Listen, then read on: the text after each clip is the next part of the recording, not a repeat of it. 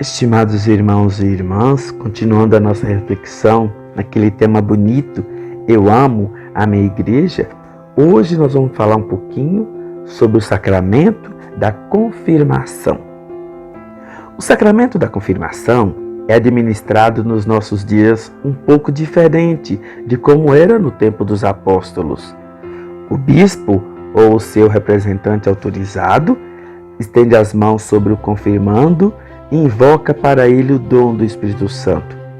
Depois, impõe a cada um as mãos, chama pelo seu nome e diz: recebe por este sinal o dom do Espírito Santo. Ao mesmo tempo, unge a fronte do confirmando com o santo crisma, marcando-o assim com o sinal do Espírito Santo, a fim de que se conheça a quem pertence. Do mesmo modo como se conheciam os escravos com a marca do seu amo, os confirmados renovam a sua promessa do batismo e recitam a profissão de fé da igreja. Na igreja ocidental, a confirmação é administrada aos jovens como sacramento da maturidade cristã. Dado que, ao serem batizados crianças, foram os pais e padrinhos, que pronunciaram a profissão de fé. Agora que começam a viver e a agir de forma independente, pronunciam eles próprios o seu sim à comunidade de fé que os integrou pelo batismo. Dizem sim a Cristo e proclamam a sua disponibilidade para Ele, assim como a sua vontade de não negar a sua fé. Proclamam o seu consentimento para se comprometerem pela igreja e para auxiliar os seus irmãos e irmãs.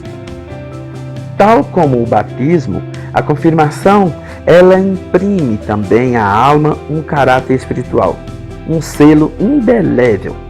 É por isso que não podemos receber esse sacramento mais do que uma vez.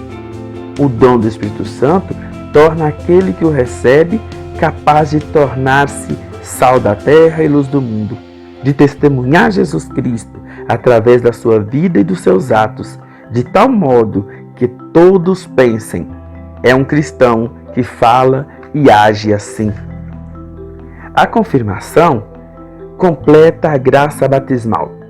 Ela é o sacramento que dá o Espírito Santo para nos enraizar mais profundamente na filiação divina, incorporar-nos mais solidamente em Cristo, tornar mais firme o laço que nos prende à igreja, associar-nos mais à sua missão e ajudar-nos a dar testemunho da fé cristã pela palavra acompanhada de obras. Os adultos recebem a confirmação juntamente com a Eucaristia, onde o batismo é administrado habitualmente às crianças. A confirmação é administrada na adolescência, como sinal de capacidade de assumir as suas próprias decisões. Na Igreja Oriental, a confirmação vem logo depois do batismo, ligada com a comunhão. Então, meus irmãos, minhas irmãs, a crisma, esse sacramento que a gente ministra aos nossos jovens, infelizmente, está perdendo o seu sentido. Não o sacramento, mas as pessoas estão tirando o seu sentido. Por quê? Porque encaram o crisma como se fosse uma formatura. Agora eu estou livre de todas as obrigações da igreja. Agora eu não preciso ir mais no catecismo, agora eu não preciso mais de nada, eu não preciso de igreja. E por isso que muitos afastam da igreja. Porque a forma como eles veem, como o jovem vê, a catequese, a preparação para o crisma, é como se fosse a preparação para uma conclusão.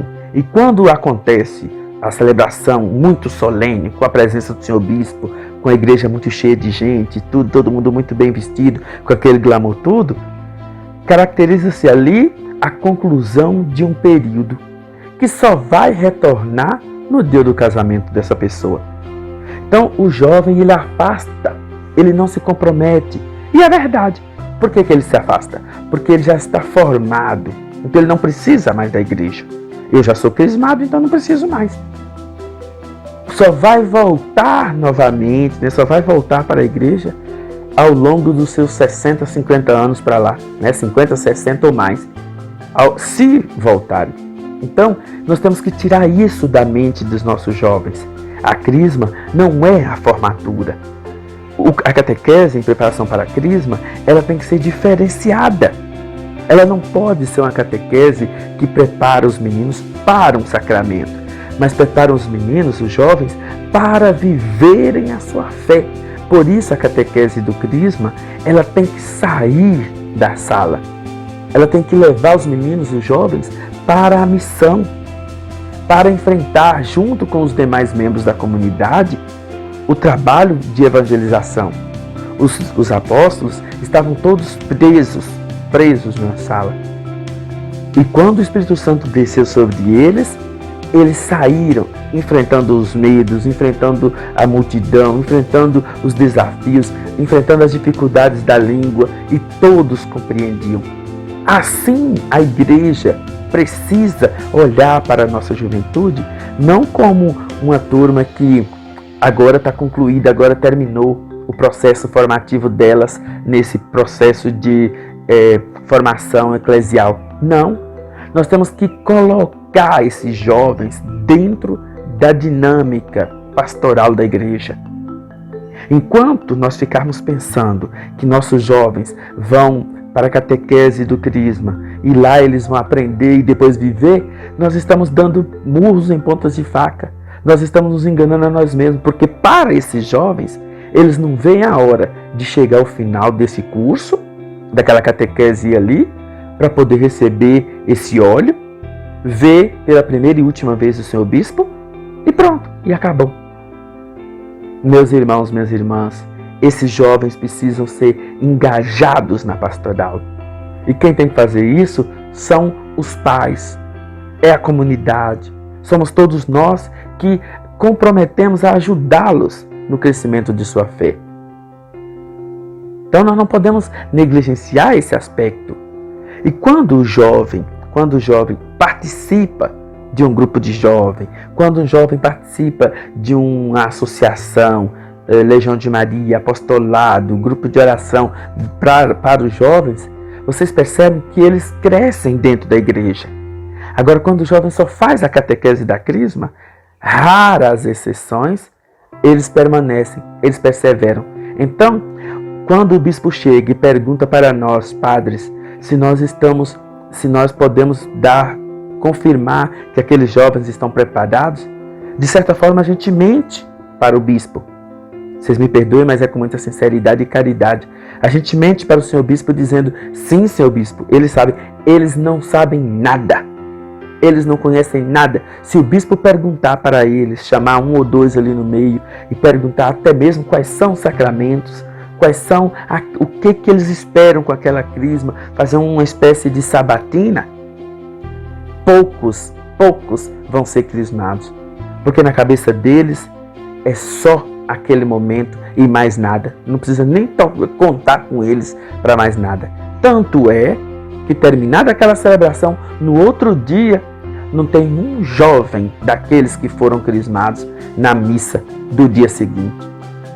Meus irmãos, minhas irmãs, se a gente não mudar esse jeito de catequizar esses jovens, engajando-os na pastoral, engajando-os na vida da igreja, eles não vão se sentir partícipes, eles não vão se sentir como membros da comunidade ao qual eles foram inseridos no batismo.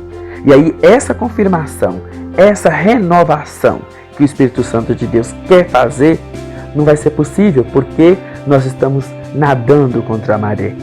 Nós estamos caminhando na contramão da ação do Espírito Santo. O Espírito Santo, ele dá todas as condições. Nós é que estamos interpretando e agindo diferente. É verdade, vocês me perdoem, eu não quero estar julgando nem condenando ninguém, nem tampouco falando mal da nossa catequese. Não, mas se nós não colocarmos em prática a missionariedade, e essa juventude precisa aprender, se nós ficarmos presos àquelas doutrinas, só para vocês terem ideia do que passa na catequese de muitos crismandos, assuntos tratados em escola. por professores de sociologia, por professores de ciência, de biologia, matérias que fogem totalmente o que nós, catequistas, o que nós, igreja, temos que ensinar para essas crianças. Na catequese, desses jovens, nós não podemos ensinar apenas a doutrina. Nós que somos catequistas, nós temos que associar a catequese doutrinária com a prática missionária. Se não houver um encontro e uma missão, um encontro e uma prática missionária, um encontro e um labor pastoral, nós não vamos conseguir segurar esses jovens dentro da igreja. E a igreja, dia após dia, vai embranquecendo seus cabelos, encurvando sua coluna e, infelizmente, se deitando no esquife e fechando as portas, porque a nossa juventude não está preparada para enfrentar os desafios que a igreja impõe. Não está preparada para ser uma igreja audaciosa, uma igreja aos moldes de Jesus, uma igreja que foge, que sai, como o Papa Francisco pede, uma igreja em saída. Não está, porque a nossa juventude, ela é mais morta do que muitos irmãos nossos, até de tenra idade, que trabalham com a gente na pastoral. A juventude de hoje é uma juventude tão falida que poucas vezes a igreja pode contar com ela.